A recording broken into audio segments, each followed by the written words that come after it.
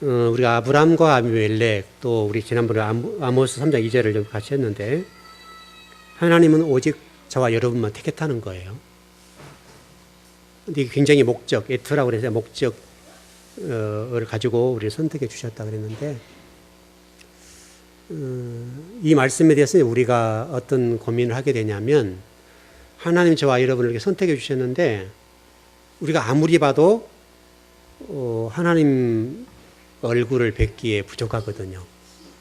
늘 느끼는 것이 죄악적이고 늘 진리와 이렇게 거스려 살고 있고 또 말씀대로 살지 못하고 또 땅지향적이고 늘 세상을 꿈꾸고 우리가 그렇게 살아가잖아요. 그러니까 세상 사람과 우리 이렇게 비교하거나 견주어 봐도 뭐 특별하게 뭐 이렇게 다르지 않거든요.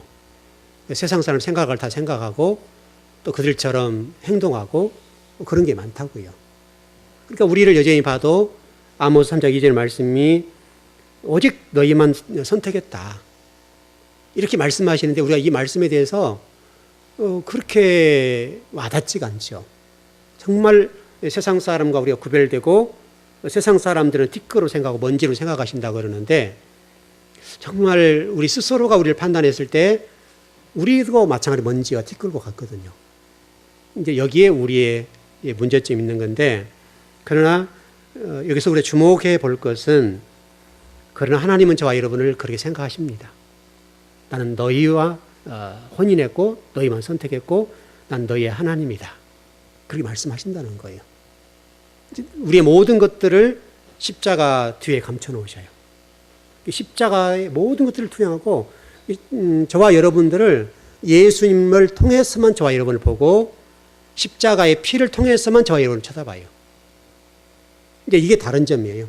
세상 사람과 우리가 별반 다른 게 없지만은 하나님은 우리의 그런 모든 죄들을 그냥 죄로 여기지 않고 예수 그리스도를 통해서 보고 예수님의 십자가를 통해서 보는 거예요. 여러분 정말 이거 믿으세요? 진짜 이거 중요한 거예요. 예수님을 통해서 저와 여러분을 쳐다보고 예수님의 십자가를 통해서만 저와 여러분을 본다는 거예요. 그러니까 여러분의 죄, 오늘도 여러분 세상 속에 살아가다가 때로는 나쁜 생각도 했을 것이고 또 죄도 지었을 것이고 또 진리와 거슬리기도 했을 것이고 세상 사람과 똑같은 길을 걸을 수도 있다고요. 그러니까 우리 스스로가 우리가 이 마음이 이게 그렇죠. 그러나 성경은 분명히 오직 뭐라고 말씀하냐면 모든 민족 가운데 나는 너만 선택했다. 너만. 여러분 한 분 한 분이에요. 너만 선택해 주었다라고 말씀하신다고요. 여러분 자신들을 예수님 뒤에 감춰놓으시 보신다는 것을 잊지 않았으면 좋겠어요. 그래서 여러분 민수기 23장 21절 한번 보시죠. 전번에 읽었던가 모르겠는데 한번 읽었었나 이거요? 민수기 23장 21절.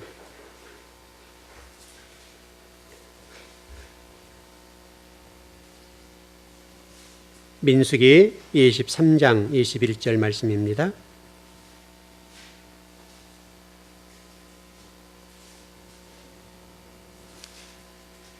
예, 시작.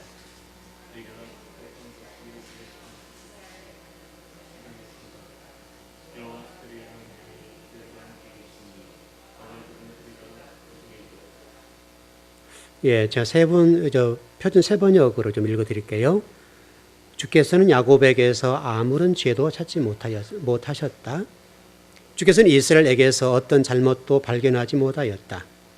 그들의 주 하나님이 그들과 함께 계신다. 주를 임금으로 떠받드는 소리가 그들에게서 들린다. 여러분 야곱이 죄 많이 졌죠? 그렇죠 여러분? 야곱이 많은 죄를 지었는데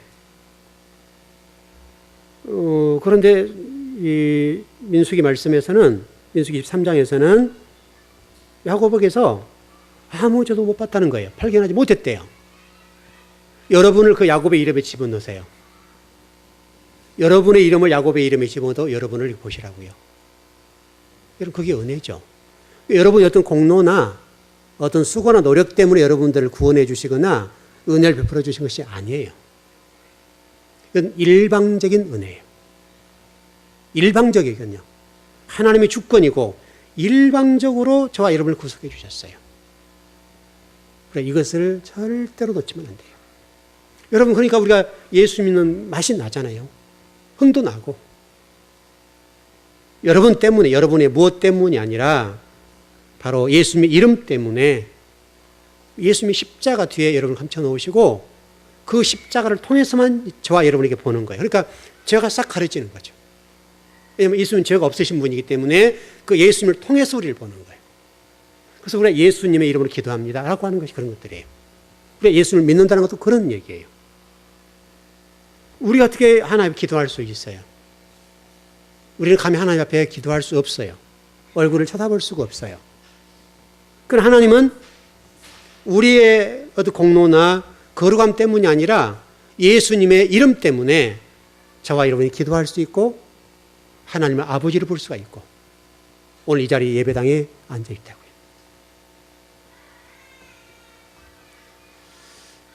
여러분, 아브라함을 보십시오. 아브라함을 보면 우리가 오늘 본문의 내용을 볼 때도 똑같은데요. 아브라함의 자리에 우리를 놓고 보는데 아브라함의 상황을 한번 봐보세요. 상황이 여러분과 우리가 뭐 별반 차이 없잖아요. 훨씬 우리보다도 더 그럴 수도 있어요. 왜냐하면 아브라함은 하나님의 음성을 들었잖아요, 여러분. 그 당시에 하나님과 같이 걷고 그럴 정도로 동행했고 하나님 앞에 기도하면 하나님이 짠나고 나타나셔서 말씀해 주시고 그럴 때 아닙니까? 왜냐하면 그때는 성경이 없었으니까. 근데 아브라함이 여러분 성경 보게 되면 남방으로 이사하는 장면이 나옵니다. 그리고 가데스 바네아 또 가데스 뭐 이렇게 되어 있는데 이게 굉장히 이제 중요한 부분들이에요.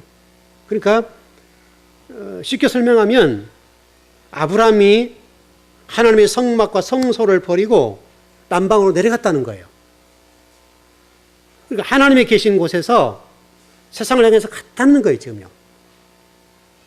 이걸 우리가 좀 주목해 봐야 돼요. 왜냐하면 아브라함은 더 나은 세상을 향해서 제단을 떠나서 남방으로 내려가고 또 내려갔어요. 놀라운 사실은 이 일로 인해서 아브라함이 어떻게 되었는가를 설명하는데 그때부터서 두려움이 찾아왔어요.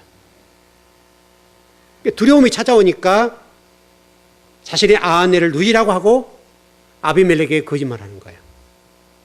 이 문제가 우리에게 중요하죠. 아브라함이 그냥 죄를 지은 것이 아니라 성소를 떠나고 성막을 또 하나님 곁을 떠나서 인간 세상의 풍요를 따라서 남방으로 흘러내려가는 과정 속에 하나님을 놓친 거죠. 그러다 보니까 아브라함에게 어떤 것들이 찾아왔는가 하면 사람들을 두려워하기 시작했어요. 두려웠다고요.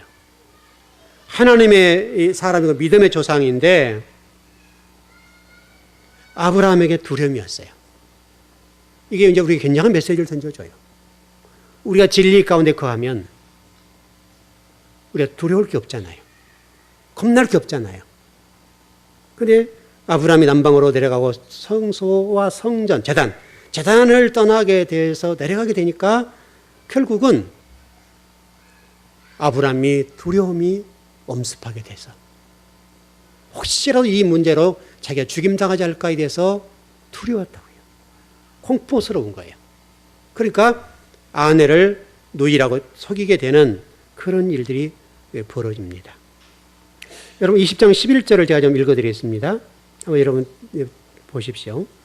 좀 이해하기 쉽게 좀 편한 성경을 읽어드릴게요. 20장 11절입니다. 아브라함이 대답하였다. 이 곳에서는 사람들이 아무도 하나님을 두려워하지 않으니까 나의 아내를 빼앗으려고 할 때에 사람들이 나를 죽일 것이라고 생각하였습니다. 바로 이 모습이 성소를 떠난 모습이에요. 여러분 생각이 좀 다르죠? 표준 세번역이에요. 네. 바로 아브라함의 모습을 통해서 우리가 보셔야 돼요. 여러분 담대하십시오. 당당하십시오. 하나님이 여러분 편에 계시기 때문에 여러분 진리에 거하고 진리 말씀을 쫓아가고 그 길을 걸어가면 여러분과 저에게는 두려움이 없습니다. 그래서 여기 지금 아브라함이 대답하였다. 이곳에서는 이곳이라는 장소가 쿰이란 마콤이라고 되어 있는데 쿰이란 어근에서 왔어요. 장소, 실체, 존재 이런 뜻이에요. 바로 그 존재, 그 자체, 그 장소, 그 존재들로 인해서 아브라함이 두려웠다고요. 세상 사람들의 그 존재, 그것이 두려워진 거예요. 이 모습이 아브라함에게 있어서 불신앙적인 모습이고 또 동시에 이것은 하나님을 떠난 결과 그렇게 될 수밖에 없어요. 여러분과 하나님을 의지하고 산다면 미래에 어떤 것도 두렵지 않습니다. 설령 지금 뭐 막힌 것이 있고 힘든 일이 하더라도 하나님이 지금까지 우리를 입혀주신 것처럼 그렇게 하실 것이라고 믿는 거예요. 그 믿음이 이제 중요한 거예요. 여러분 지금 세상이 각박해지잖아요. 나라가 뒤숭숭하잖아요. 그러나 여러분과 제가 하나님 앞에 바르게 서 있다고 한다면 문제될 것이 없다.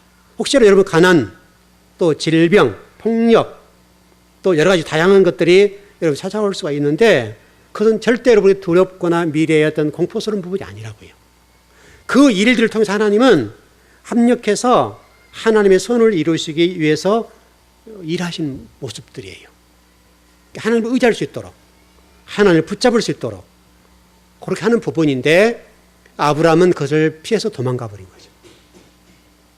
여러분들이 어떤 어려움이 오면 우리 기독교는 절대 도망가는 종교가 아니에요, 여러분. 아브라함처럼 어떤 어려움이 올 때에 도망가면 안 돼요. 왜냐하면 아브라함 여러분 보세요. 롯과 관계 속에서 기도했던 사람 아닙니까?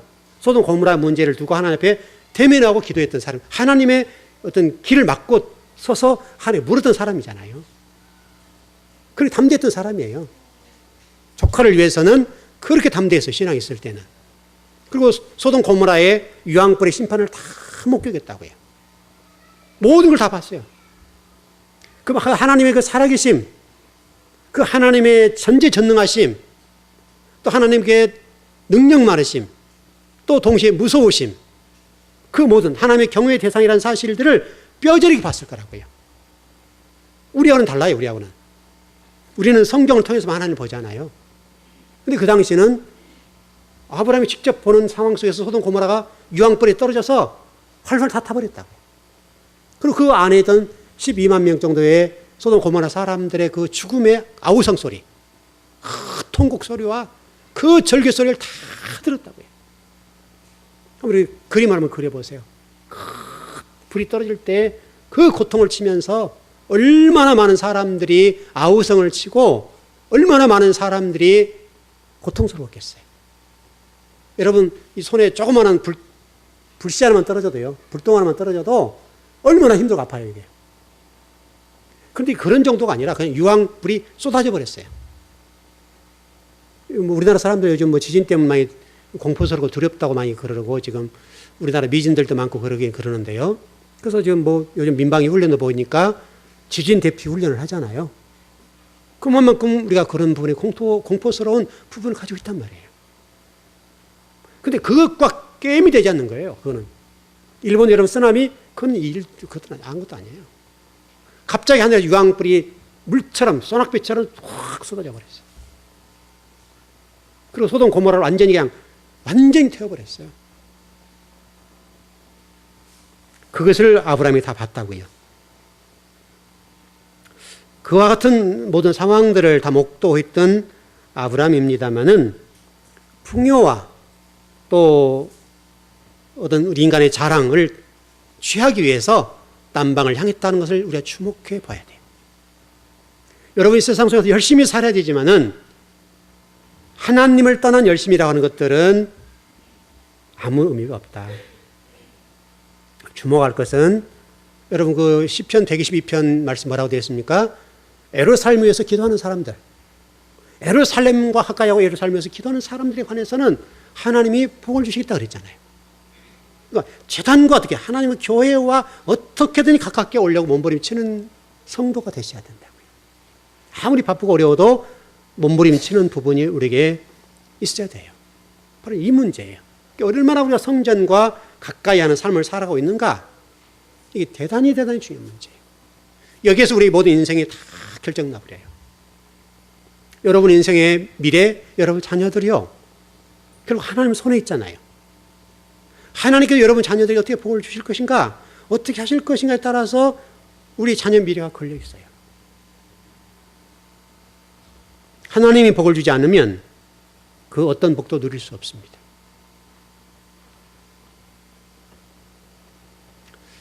여러분 아브라함에게 절대 잊지 마십시오. 아브라함의 재단을 버렸다.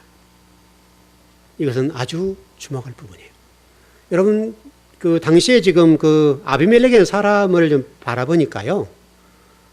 아브라함과 이 아비멜렉 사이에서 보니까 아비멜렉이 당시에 나이로 보니까 90살 정도 됐더라고요. 90살. 90살이요. 그래 놀랍게도 이 아비멜렉을 우리가 볼 때 파렴치한 사람을 볼 수 있겠는데 그런데 그러지가 않아요. 하나님의 경고의 말씀을 듣고 그 아비멜렉이 하는 취한 행동들을 보세요. 성경에 뭐라고 되냐? 아침 일찍 일어나서 아브라함을 불러요. 어찌하여 네가 나로 하여금 죄를 짓게 만드는가? 이렇게 지금 부르고 있는 장면을 볼 수가 있어요. 그러니까 실질적으로 하나님의 선택된 백성은 아브라함입니다. 그런데 여러분 그 아비멜렉이라는 사람이 당시의 풍습으로 보면요, 이런 것은 죄가 되지 않아요. 여러분 이 문화라고는 다 다르죠. 어떤 나라는 1부 2처도 있고 또는 어떤 나라는 1처 몇 부, 남편이 몇 번 되는 사람 이런 데도 있어요, 여러분. 그건 그 나라의 문화예요. 그러니까 지금 당시에 이 고대 근동지방의 이 상황들은요, 당시 소유가 많거나 영주 또는 뭐 힘이 있는 사람들은요, 정략 결혼해서 아내를 많이 두었어요. 여러분 성경에 보면 여러분 그런 일이 많이 있잖아요, 여러분. 성경에 우리 믿음의 조상이라고 할 수 있는 사람들 가운데도 여러 사람들이 아내를 여러 명 뒀단 말이죠. 그건 문화의 문제예요. 그러니까 당시에 이 아비멜렉이라는 사람이 정략적인 결혼을 통해서 아브라함의 아내를 뭐 아내가 아니었다고 전제한다면 다른 아내 또는 다른 뭐 사람들을 부인을 삼는 것은 그렇게 흉이 아니었다고 당시에. 그때 당시에 어떤 고대 풍습에 의하면요. 정략 결혼들이 여러분 우리나라 그 뭐죠? 사극에들은 보시면 정략 결혼하잖아요. 정치 어떤 그것을 유지하기 위해서 정략 결혼할 수가 있어요. 그것은 우리나라의 어떤 선조들 사이에 있었던 일들이에요. 그 당시의 문화라고 하는 것들이 그랬단 말이죠. 그러니까 아비멜렉이라는 사람이 당시 그렇게 한 것은 고대 문화로 봤을 때는 그게 그렇게 죄가 아니에요. 정략 결혼이고 그 정략하는 것은 풍습이었어요. 관습이에요. 그런데 그럼에도 불구하고 지금 하나님께서 아비멜렉에 관해서 뭐라고 말씀하시는가 하면 아비멜렉이 하나님께 예비하잖아요. 나는 그를 통해 죄를 진 것이 없습니다. 왜? 아브라함이 너희라고 얘기했고 나는 전혀 문제가 없습니다라고 항변을 한다고요. 그때 하나님이 아비멜렉에게 뭐라고 말씀하세요? 그래 내가 너 사는 거 알아. 이렇게 말씀해 주신다고요. 하나님이 보았다는 거예요, 다. 여기서 주목할 것은 아브라함이에요. 그렇게 아비멜렉이 선하고 또 당시 고대 풍습에 의하면 결혼 풍습에 의하면 이 아비멜렉이 다른 사람을 취하는 것은 흉이 되지 않아요. 그래서 우리 뭐랄까요, 할아버지 세대, 아버지 세대도 그랬던 그런 게 있지만 그 세대를 보면요, 안에 세 명 둔 데도 있었어요. 그랬죠, 여러분. 그때 있었어요, 그런 게. 저희 외삼촌 같은 경우도 외숙모가 2분이세요. 양쪽 배에서 났다고 그러죠. 그러니까 10명이 넘어요. 그래서 큰 마누라 작은 마누라가 있어요. 뭐 외삼촌이 돌아가시고 외숙모들 지금 살아 계시는데요. 근데 지금 배가 다르니까 씨는 똑같아도 배가 다르니까 형제간에 안 되더라고요. 재산권 이 문제도 그렇고 복잡하고 형제간에 이렇게 왕래를 안 하고 살아요. 근데 이게 참 어려운 문제예요. 그러니까 멀지 않는 세대인 우리 아버지 세대 때, 그 세대 때도 아내를 2명 두는 사람도 있었단 말이죠. 그럼 그 전에는 말할 거 없겠죠. 우리나라도 그런 풍습이 있었어요. 그런 측면에 봤을 때 아비멜렉은 우리 인간적으로 볼 때 그렇게 큰 죄를 진 사람이 아니에요. 그럼에도 불구하고 하나님이 아비멜렉의 모든 소유와 재물들을 관해서 아비멜렉에게 주어요. 주게 만들어요. 뺏어가게 만들어요. 그리고 아비멜렉의 뭡니까? 아내와 그 있던 여성들의 태물을 닫아버렸어요. 어떻게 보면 여성에 있어 가장 저주죠. 태문을 닫아서 아이를 생산하지 못하겠어요. 그리고 아브라함이 기도해야만이 풀어지는 문제를 허락하셨다고. 실질적으로 아브라함이 잘못했는데 아브라함의 기도를 통해서 열어준다고요. 여러분, 이게 하나님 방법이에요. 그렇다 본다면 아브라함이라는 사람이 이와 같이 자신의 아내를 누이라고 하게 된 것은 왜 그랬을까? 그것은 아브라함이 갈대아 우르에서부터서 그랬어요. 갈대아 우르에 붙어서. 우리가 이것을 잊으면 안 돼요. 그만큼 아브라함의 어떤 이런 사고나 가치관들이 안 변한다는 것을 설명해요. 분명 하나님은 갈대아 우르에서 아브라함을 이렇게 뽑아냈어요. 바벨론이라는 것을 뽑아냈다고요. 그리고 수많은 과정을 거쳤는데 그렇게 아브라함에게 있었던 이 쓴뿌리가 뽑히질 않아요. 여러분, 우리를 보면 알 거 아니에요. 잘 안 뽑히단 말이에요. 바로 그런 문제가 아브라함을 어렵게 만들어요. 그러니까 하나님이 아브라함을 이러이러한 과정들을 통해서 아브라함으로 만들어 가요. 조금씩 하나님의 사람으로 신앙인으로 만들어 가신다고요. 여러분도 동일해요. 여러분들이 할 수 있는 일은 아무것도 없어요. 하나님이 이런 마음밭에 진리 말씀을 뿌려주시고 그 진리 말씀대로 우리를 조금씩 개간해 가셔요. 마태복음 13장에 이 씨 뿌리는 비유에 있어서 말씀드렸던 것처럼 밭이 할 수 있는 역할은 아무것도 없어요. 생명 대신 예수 그리스도께서 밭을 일구어 가신다고요. 우리가 주인이 밭을 일구어서 수확을 하는 것처럼. 지금 여러분 가을 되니까 이제 수확철이잖아요. 다양한 수확들을 하게 되는데 그 다양한 수확들은 밭이나 씨가 할 수 있는 일이 아무것도 없어요. 씨는 주인이 또는 하늘에서 비를 뿌려주면 씨는 자라게 되고. 그 원리예요. 우리가 그 원리를 잊으면 안 돼요. 여러분도 마찬가지 말씀을 열심히 들어놓으면 그 말씀이 우리 성경의 바울 서신을 보게 되면 누구는 씨를 뿌렸고 누구는 물을 주었고 누구는 자라게 하셨다. 하나님 자라게 하셨다 그러잖아요. 바울과 아볼로를 비유하고 하나님을 비유해서 설명해요. 여러분은 열심히 여러분 마음밭에 진리의 말씀을 뿌려놓으세요. 그러면 성령님이 이 말씀들을 자라게 하실 것이고 또 그 모든 완성하신 분은 하나님께서 그 일을 하실 거예요. 연세가 드신 말씀이 잊어버리고 기억도 안 될 수 있어요. 괜찮아요. 여러분 다 기억하면 어떻게 돼요? 머리가 터지죠. 그때그때 주신 말씀대로 아멘하고 그 말씀이 자랄 수 있도록 기도하시면 돼요. 그럼 하나님은 자라게 하시고 열매를 맺게 하실 거예요. 지금 여러분 얼마나 가을의 수확철이 돼서 얼마나 많은 수확들이 쏟아져 나옵니까? 그 모든 것들을 하나님께서 적절한 태양과 적절한 피를 뿌려주시니까 가능했던 문제라고요. 하나님이 기르지 않으시면 어떤 것도 이룰 수 없어요. 그래서 우리가 아마 11월 4일째 주에 하면 추수감사절을 보내잖아요. 그 추수감사절을 단순하게 절기로 11월 셋째 주면 추수감사절이다, 예배 드리자, 이런 게 아니에요.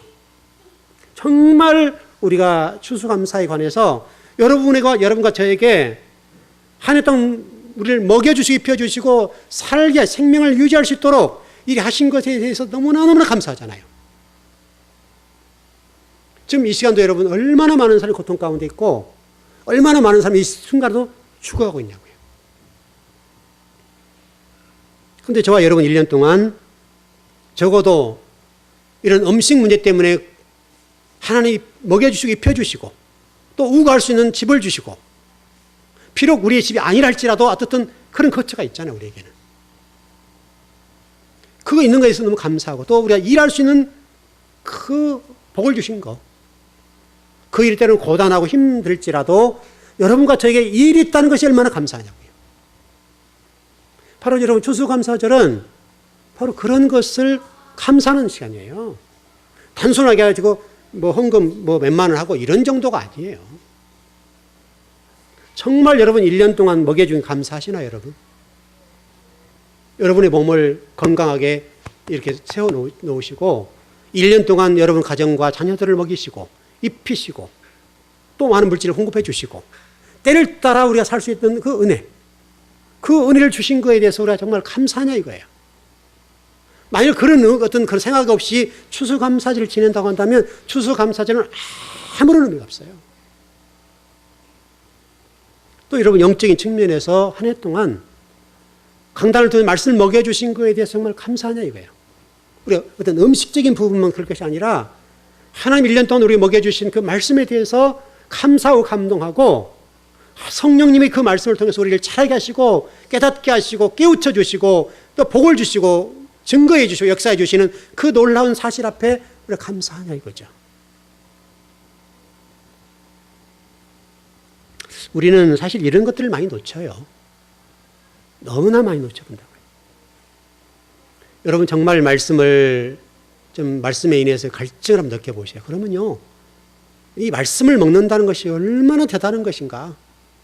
이거는요, 상상할 수가 없어요.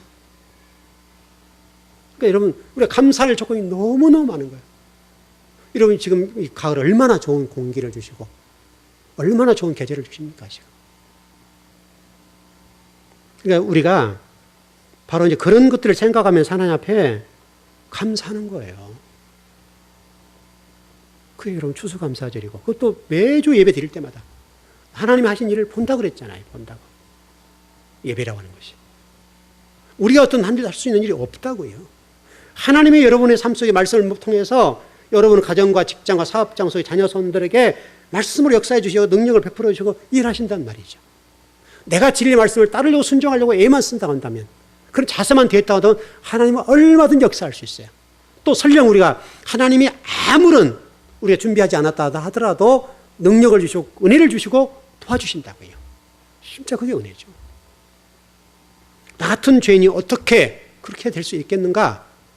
그 은혜 너무 감사한 거죠.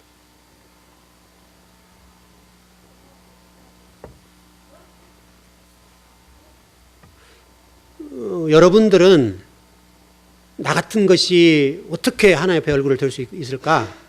물론 겸손한 얘기고 좋은 말 같습니다만은 그러나 여러분 예수님의 그 십자가와 예수님 뒤에 우리를 감춰주셨다는 이 놀라운 은혜를 생각하고 죄로부터서 자유로우시길 바랍니다. 사망의 음침한 곳으로부터서 여러분 풀려나서 여러분이 내가 뭔가를 해야 된다고 하는 이 자숭배 사상들이 우리가 벗겨져야 돼요. 우리가 할 수 있는 일은 아무것도 없어요. 그런데 지금 아브라함 같은 경우가 바로 그런 부분이 있다고, 자숭배적인 부분이 있어서 자기가 뭔가를 해야 된다고 하는 생각을 가졌다고요.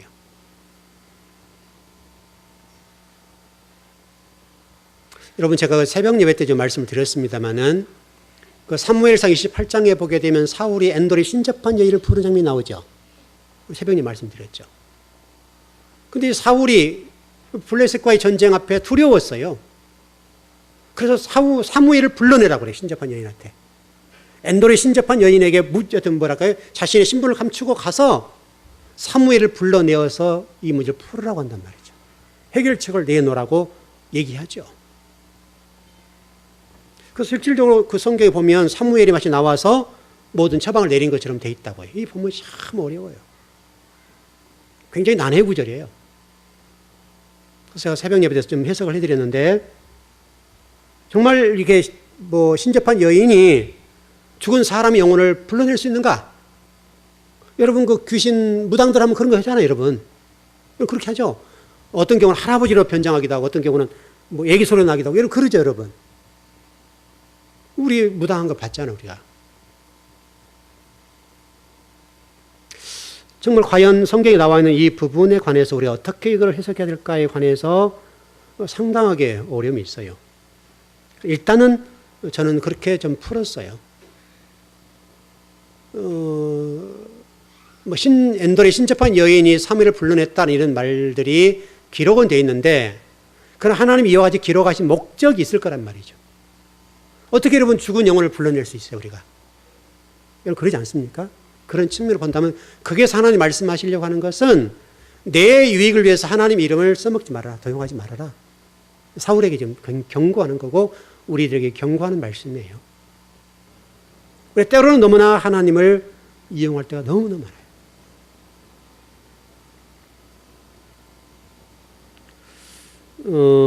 제가 여러분 교회 건축할 때 건축을 하다 보니까 수많은 믿는 사람들이 와서 일 좀 따보고 또 1층 상가 좀 내놓으라고 막 와서 하는 분들 많았거든요. 근데 대부분이 장로님들 또 교회 중직자들이셨어요. 제가 그분들 믿었을까요? 안 믿었을까요? 안 믿었어요.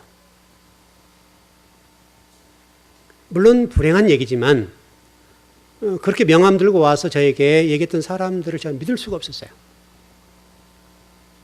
또 일 달라고, 일거리 달라고 그렇게 한 번 많았어요. 근데 어떻든 그렇게 맡기면요, 얼마나 뒤통수를 치는지 몰라요. 일반 세상 사람이 훨씬 나을 때 많아요. 일할 때. 오히려 깔끔하고 깨끗해요. 근데 우리 믿는 사람들이 거기다가 어느 교회 장로 딱 와서 보여주는 거죠. 바로 똑같아요.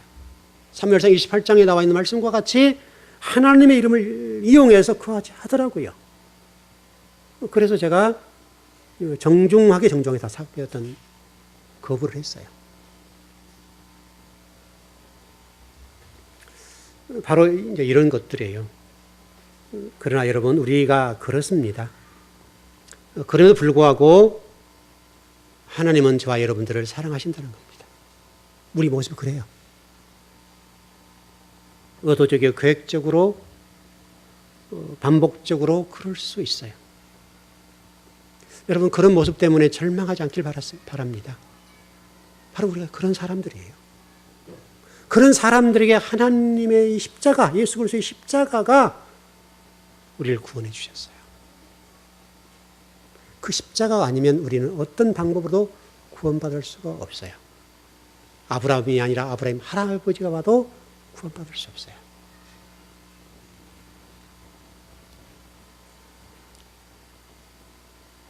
이 10장 6절에 보면 이렇게 되어 있습니다. 창세기. 제가 세 번역으로 지금 읽어드리겠습니다. 하나님의 꿈에 또 그에게 말씀하셨다. 그렇다. 나는 내가 깨끗한 마음으로 이렇게 한 주를 잘한다.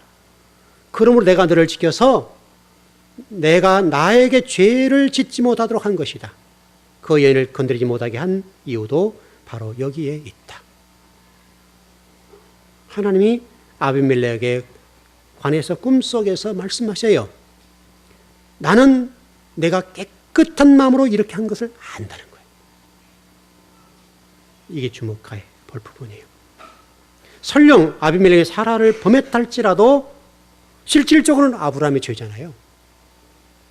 범했다 하더라도.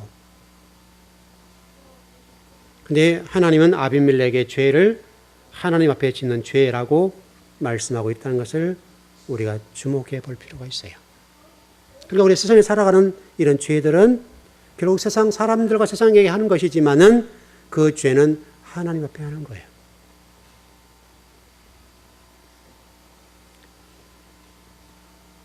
성경의 이런 부분들은 곳곳에 많이 나와 있습니다. 좀 정리를 해보겠습니다. 세상을 대표하는 아비멜렉과 성도를 대표하는 믿음의 조상 아브라함이 오늘 창세기 20장에서 등장해서 이야기를 끌고 가고 있습니다. 바로 저와 여러분이 세상에 살아가는 이야기예요, 지금 이게. 그래서 여러분 성경이라고 하는 히스토리라고 그러잖아요. 하나님의 이야기, 하나님 역사 이야기. 하나님 하신 일들이 하는 이야기예요. 그러니까 아브람과 아비멜렉이라는 두 사람을 등장시켜서 저와 여러분을 보여주는 거예요. 우리가 아비멜렉과 이 아브람의 모습을 보면서 세상에 살아가는 우리 자신 속에서 아브람과 아비멜렉을 동시에 볼 수 있어야 돼요. 세상 사람과 나를 견줘볼 때에 그거를 볼 수 있어야 돼요. 그러면 아마도 더 우리가 더 거룩하고 구별된 삶을 살 수 있지 않겠는가 싶습니다. 여러분 오늘 말씀을 마치면서 나 같은 죄인이 나 같은 것이 어떻게 감히 혹시라도 이렇게 자괴감에 빠져 있고 스스로 우리 자신이 너무나 거룩을 드러내려고 하는 이런 부분이 있다고 한다면 그것을 내려놓으십시오. 우리의 힘으로 능으로도 우리의 거룩으로도 우리의 수고와 노력으로도 어떤 공로로도 우리는 거룩해질 수 없습니다. 우리 모두는 다 죄인들이에요. 죽어 마땅해요. 오늘 죽어도 여한이 없을 만큼 다 죄인들이에요. 하나님의 감히 낯을 들고 말할 수 없어요. 그러나 하나님은 저와 여러분에게 오늘 아브라함과 아비멜렉을 통해서 말씀하세요. 나는 너를 선택했다.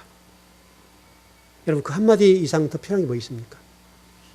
나는 너를 택했다. 내 백성이고 내 자식이다. 그렇기 때문에 너의 부족함들을 내가 예수님의 십자가에 못 박았고 예수님 뒤에 너를 숨겨놨다. 그것이 아버지와 우리의 관계입니다. 하나님은 그 예수님을 통해서만 우리를 봅니다.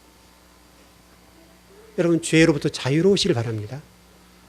너무나 우리 기독교인들이 죄에 눌려 살 수가 있어요. 여러분 스스로는 거룩해질 수 없습니다. 여러분 수고와 노력과 어떤 방법으로도 우리는 하나님 앞에 얼굴을 들 수 없는 존재입니다. 다만 한 가지 길이 있는데 그게 길이요 진리요 생명이라고 그랬잖아요. 예수 그리스도를 통해서 하나님은 여러분 저를 봅니다. 그래서 우리를 죄 없다 이렇게 해주신다. 여러분 그 복이 여러분을 좀 평생 지배했으면 좋겠어요. 정말 그 놀라운 은혜에 감사하고 감동하고 나 같은 것이 어떻게 하나님 자식이 될 수 있으며 어떻게 만세전을 선택해 주셨는가 참 감사하다. 감동스럽다. 내가 나를 봐도 부끄럽고 죄악투성인데 어떻게 내가 구원받을 수 있겠는가? 이런 그것은 내 공로입니다. 우리 스스로는 구원받을 수 없습니다. 예수 그리스도를 통해서 우리는 구원을 받습니다. 그래서 여러분 우리가 예수 그리스도를 믿는 거예요. 또 믿어야 되는 거예요. 여러분과 저에게 그 복이 흘러 넘쳤으면 좋겠습니다. 기도하겠습니다.